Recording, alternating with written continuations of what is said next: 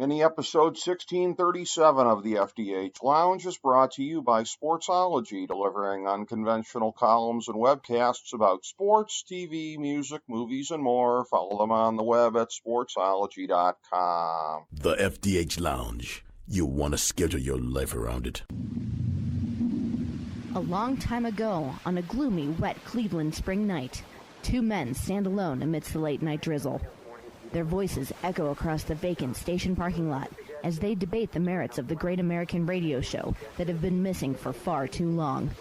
On that night, an idea was born. That idea became the FDH Lounge.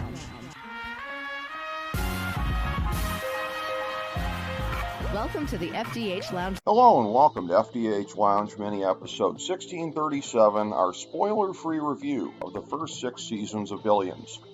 This is FDH Managing Partner Rick Morris here. With the final season debuting on August 13th on Showtime, we're going to deviate from our usual format for Billions and present a spoiler-free look at this series for the benefit of those who have never watched it but might be interested in doing so. Here's our top 5 notes of interest about the series to date.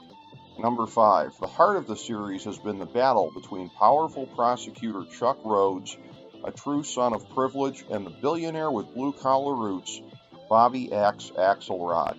In between them is the performance coach for Axe Capital, Chuck's wife Wendy, whose closeness with her boss causes mounting problems in her marriage and fuels the feud between these proud titans. The other dominant part of Axe's inner circle is the world's greatest sidekick and hype man, Mike Wags Wagner. The loyalty that Axe commands from those around him, the exception to which was the time that his young genius protege repaid his betrayal with a bigger betrayal, is not reflected on the other side, as Chuck continually has problems with his work associates and even his arrogant jerk of a father. The single-minded focus that Chuck and Axe have on taking each other down takes precedence over everything in their lives, including Chuck's incredibly kinky sex life. Number 4. That said, a show cannot go this long purely through the uninterrupted prism of one feud, no matter how compelling it is. There was a period of time when Chuck and Axe had common enemies and needed each other's reluctant help to survive. And during a time when Axe got taken off the canvas for a while, the void was filled by a billionaire who hypocritically professed to be a better man than Axe, Mike Prince. Prince has been an interesting foil for Chuck, who has also pursued other high-profile targets. Number 3. The canvas is full of colorful characters in Chuck and Axe's orbits.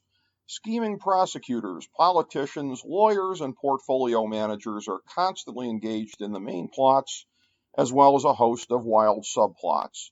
And because this is set in the highest profile circles in New York, there are a ton of great guest appearances as well. Number 2, the cast is absolutely incredible, with Paul Giamatti, Damian Lewis, Maggie Siff, and David Costabile at the top of the proverbial card. Beyond that, the depth is incredible, with John Malkovich, Condola Rashad, Jeffrey DeMunn, Dan Soder, Terry Kinney, Glenn Fleshler, Stephen Kunken, Ben Schenkman, Rob Morrow, Jerry O'Connell, Danny Strong, Christopher Denham, and Eric Bogosian, just a few of the names on one of the deepest Showtime programs ever. Number 1. This compelling dramedy is the union of tremendous writing and acting talent. That said, it's not as pure as many of the golden age of TV shows such as Breaking Bad and Justified. It's a bit soapy in the mold of Dallas, although it applies fairly innovative storytelling devices. It's not masterpiece theater with many storylines wrapped up a bit too neatly, but it's a lot of fun, and the twists and turns keep you in suspense. We recommend it highly. Thank you for joining us for this mini episode of the FDH Lounge.